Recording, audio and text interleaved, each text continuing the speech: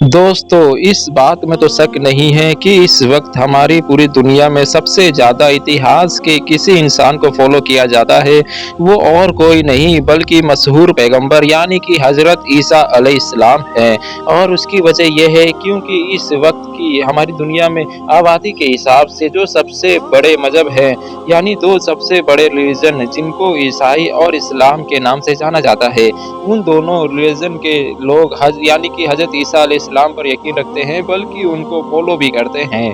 हाँ, वो बात अलग है कि दोनों ही मज़हब के लोगों के बीच में हज़रत ईसा अलैहिस्सलाम के बारे में बहुत अलग-अलग राय भी पाई जाती है और शायद यही वजह है कि दोनों तरह के लोग अपने-अपने हिसाब से यानी अलग-अलग तरीके से हज़रत ईसा अलैहिस्सलाम को फॉलो करते हैं।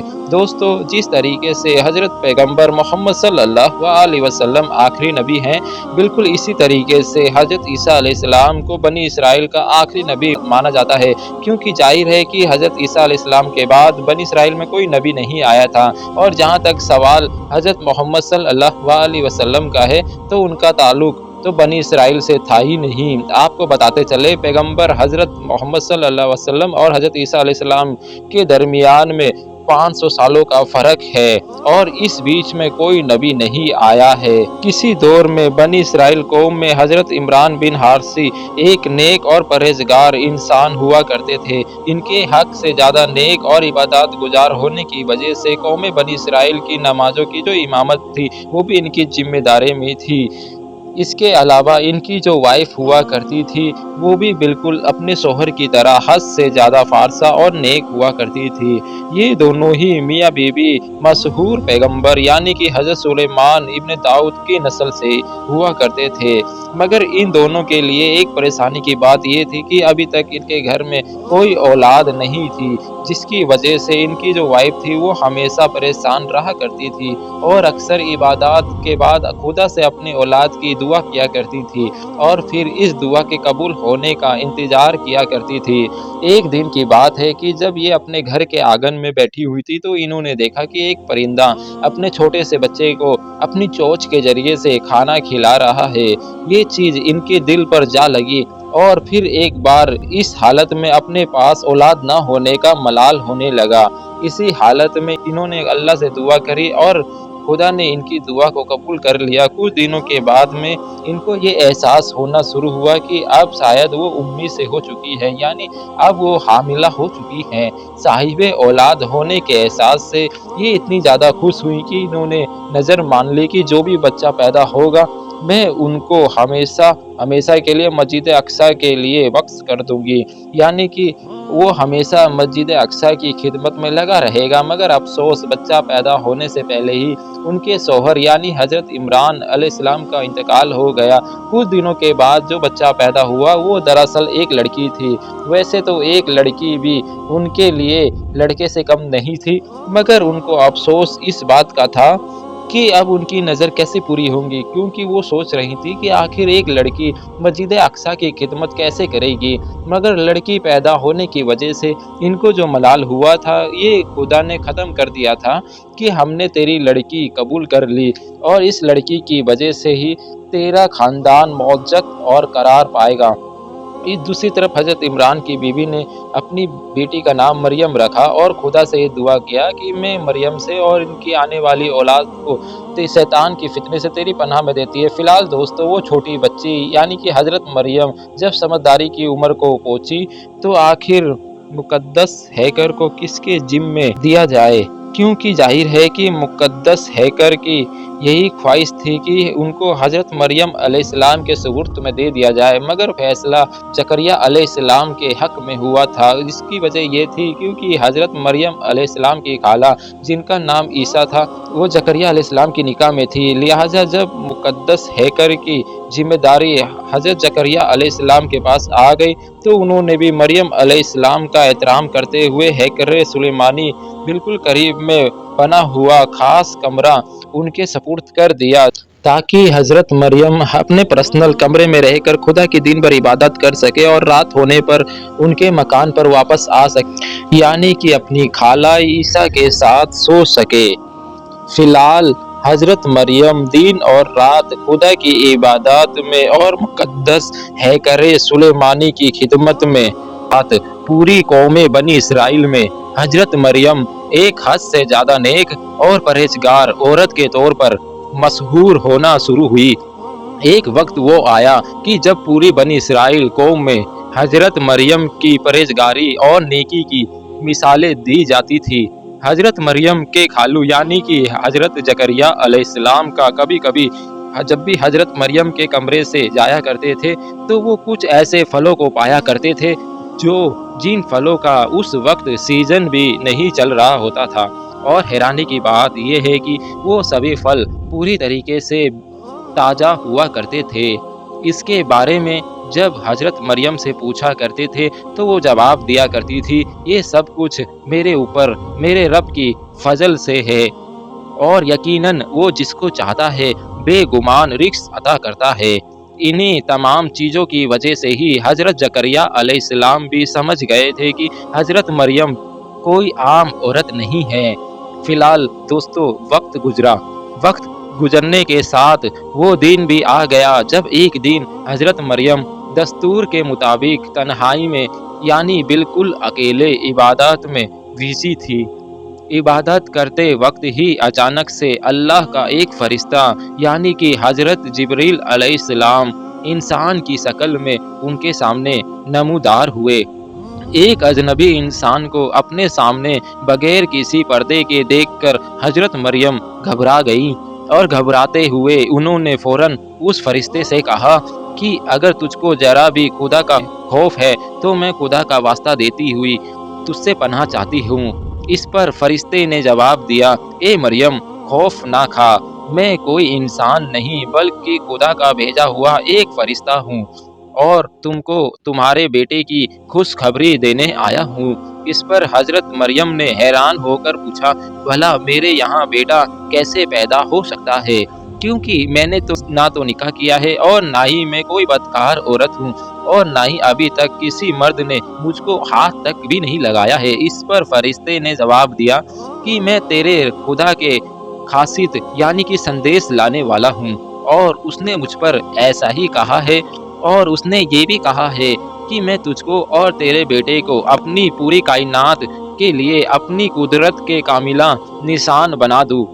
اے مریم، اللہ تجھ کو ایک ایسے بیٹے کی خوشخبری دیتا ہے جس کا نام مسیح عیسیٰ علیہ السلام مریم ہوگا۔ وہ بچپن میں ہی لوگوں سے باتیں کرے گا اور اپنے بڑھاپے کی ابتدائی دور کو بھی پائے گا۔ اللہ تعالیٰ اس کو اپنی کتاب عطا کرے گا اور اس کو حکمت سکھائے گا، اور اس کو پوری قوم بنی اسرائیل کی ہدایت اور رہنمائی کے لیے محفوظ کرے گا۔ یہ خدا کا قانون قدرت ہے، وہ جس چیز کو وجود میں لانا چاہتا ہے تو اس کا صرف حکم دیتا ہے، لہٰذا یہ تو ہو کر ہی رہے گا۔ مشہور فرشتہ یعنی جبریل علیہ السلام نے حضرت مریم کو ان کے بیٹے کی خوشخبری دینے کے بعد ان کے گریبان میں پھونکا، اور ان کے بعد وہ واپس چلے گئے۔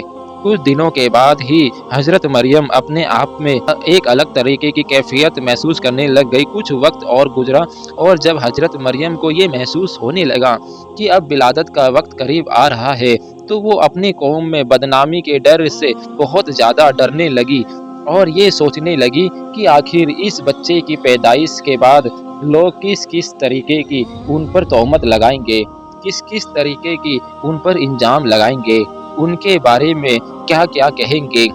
لہٰذا اسی ڈر کی وجہ سے ہی اب حضرت مریم بیت المقدس یعنی جو مقدس ہیکل کا وہ علاقہ تھا اس کو چھوڑ کر دور چلی گئی۔ جس جگہ پر حضرت مریم گئی تھی اس کو آج کے دور میں بیت اللہ کے نام سے جانا جاتا ہے۔ کچھ دن گزرنے کے بعد ایک دن حضرت مریم سخت بے چینی اور درد کی حالت میں ایک کھجور کے پیڑ کے تنے کے سہارے سے بیٹھ گئی، اور بیٹھ کر بڑے ہی دکھ کی حالت میں یہ کہنے لگی، کاش اس بچے کی پیدائش سے پہلے ہی میں مر چکی ہوتی اور لوگ مجھ کو بھول چکے ہوتے۔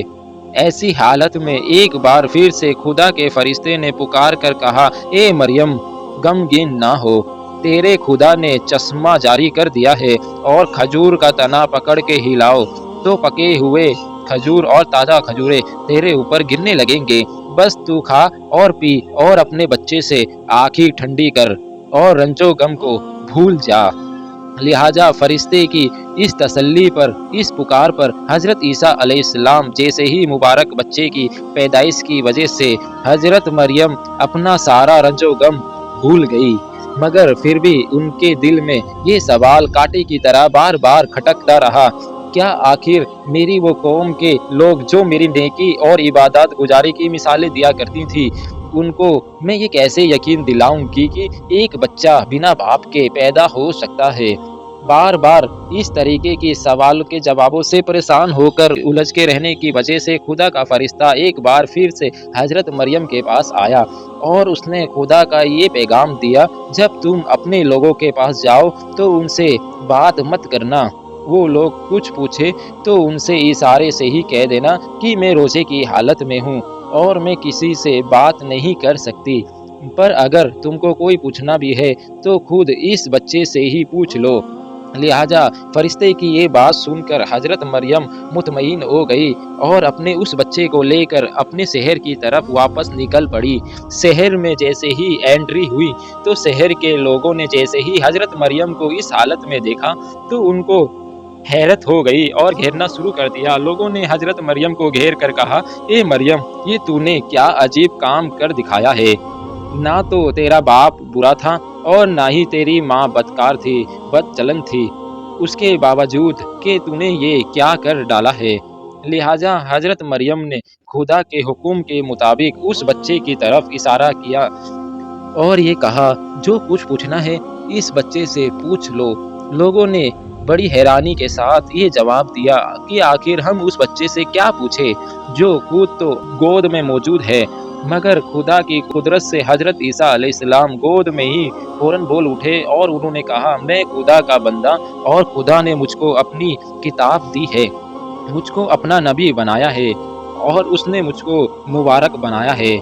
चाहे मैं कहीं भी रहूं और कहीं किसी भी हालत में हूँ, उसने मुझको मेरी माँ का खिदमतगार बनाया है, नाफरमान नहीं बनाया है और उसकी जानिब से मुझको सलामती का पैगाम है। जिस दिन को मैं पैदा हुआ, जिस दिन को मैं मरूंगा और जिस दिन को मैं दोबारा उठाया जाऊंगा। दोस्तों, हज़रत ईसा अलैहिस्सलाम से जुड़ी ये सारी चीज़ें तफसील के साथ इस्लाम धर्म की पवित्र किताब यानी कि कुरान मजीद के अंदर मौजूद है। जाहिर है कि हज़रत ईसा अलैहिस्सलाम के बोलते ही उनकी पूरी कौम को ये यकीन हो गया था, ना तो हज़रत ईसा अलैहिस्सलाम कोई आम इंसान है और ना ही उनकी माँ यानी कि हज़रत मरियम। और ये बात भी क्लियर हो गई थी कि हज़रत मरियम सारी बुराइयों से पूरी तरीके से पाक हैं और हज़रत ईसा अलैहिस्सलाम की बिना बाप के पैदाइश सिवाय अल्लाह के करिश्मे से और कुछ नहीं थी। अब जाहिर है कि हज़रत ईसा अलैहिस्सलाम की पैदाइश जिस तरीके से हुई थी वो कोई नॉर्मल बात नहीं थी। इसीलिए उनकी पैदाइश की खबर चंद दिनों के अंदर उस दौर में पूरी दुनिया के अंदर आग की लपटों की तरह फैल गई थी। इसको उस दौर में कुछ लोगों ने जहाँ एक तरफ खुदा का करिश्मा माना, वहीं दूसरी तरफ कुछ लोगों ने हज़रत मरियम यानी कि उनकी माँ के ऊपर बदकारियों के इल्ज़ाम लगाए। जन्नतुल फिरदौस चैनल के नाज़रीन, इंजील और ईसाइयों की रिवायतों के अनुसार ये पता चलता है कि हज़रत ईसा अलैहिस्सलाम की जब पैदाइश हुई थी तो ईरान के मशहूर बादशाह ने आसमान के ऊपर नए और चमकता हुआ सितारे को देखा था। जब उसने इस बारे में नजूमियों से पूछा था तो उन्होंने कहा था कि आसमान पर निकलने वाला ये नया और चमकता हुआ सितारा इस बात की तरफ इशारा करता है कि हमारी दुनिया में एक बड़े और अजीम इंसान का जन्म हुआ है, जिसका जन्म मुल्के शाम में हुआ है। ये सुनकर उस बादशाह ने अच्छी अच्छी खुशबुओं का तोहफा लेकर अपना एक काफिला मुल्के शाम की तरफ रवाना किया है ताकि वो इस बच्चे की पैदाइश से जुड़ी हुई इंफॉर्मेशन इकट्ठी कर सके। बादशाह का भेजा हुआ ये बड़ा काफिला जब मुल्के शाम पहुंचा तो उन्होंने वहां पहुंचकर यहूदियों से पूछा कि हमें उस बच्चों के बारे में खबर दो जो आने वाले दिनों में रूहानियत का बादशाह बनेगा। ये सुनकर यहूदी फौरन हैरान हो गए और उन्होंने इस बात की खबर अपने बादशाह यानी कि हेरोदियस को दी। हेरोद دا گریٹ کے نام سے جانا جاتا ہے۔ اس نے جب یہ خبر سنی تو وہ فوراً پریشان ہو گیا اور اس نے فوراً اس پرانے قافلہ کو اپنی محل میں طلب کیا، یعنی کہ قافلے کی ساری بات سننے کے بعد اب تو وہ اور بھی زیادہ پریشان ہو گیا اور اس کو اپنی بادشاہت خطرے میں آتی ہوئی نظر آنے لگی۔ اس کو فوراً ایرانی قافلے کو اس بچے کے بارے میں ساری معلومات حاصل کرے اور تفصیل کرنے کے بعد جو رزلٹ نکل کر آیا اس کو مجھ کو بھی آگاہ کرے۔ لہٰذا ایرانی قافلہ حضرت عیسیٰ علیہ السلام کو ڈھونڈتے ڈھونڈتے بیت المقدس تک پہنچ گیا۔ لہٰذا وہاں پر حضرت عیسیٰ علیہ السلام سے ملاقات کی اور ایرانی بادشاہ کی طرف سے دیا ہوا خوشبوؤں کا تحفہ پیش کیا۔ ایرانی بادشاہ کا پرانا حال سنایا اور جاتے جاتے انہوں نے حضرت مریم کو یہ بھی بتایا کہ ہیروڈ دا گریٹ یعنی کہ ہیروڈسر حضرت عیسیٰ علیہ السلام کا سب سے بڑا دشمن بنے گا اور وہ اس بچے کی جان لینا چاہتا ہے۔ اسی لیے آپ فوراً اس بچے کو کئی محفوظ جگہ پر لے کر چلی جاؤ۔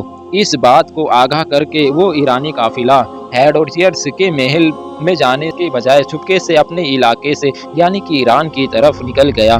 دوسری طرف حضرت مریم بھی اپنے بیٹے یعنی کہ عیسیٰ علیہ السلام کی حفاظت کی خاطر ان کو بیت المقدس سے لے کر اپنے عزیزوں کے یہاں یعنی کہ مصر کی طرف نکل گئی اور اسی علاقے میں جا کر حضرت عیسیٰ علیہ السلام کی پرورش کرنے لگی اور پھر حضرت عیسیٰ علیہ السلام کو اس وقت بیت المقدس میں واپس لے کر آئی تاکہ جب حضرت عیسیٰ علیہ السلام کی عمر 13 سال ہو گئی۔ پیارے دوستو، ویڈیو اچھا لگا ہو تو چینل کو سبسکرائب کرنا اور ویڈیو کو لائک کرنا اور اپنے دوستوں میں ضرور شیئر کرنا۔ تب تک کے لیے السلام علیکم۔ اللہ ہم سب کا حافظ و نگہبان۔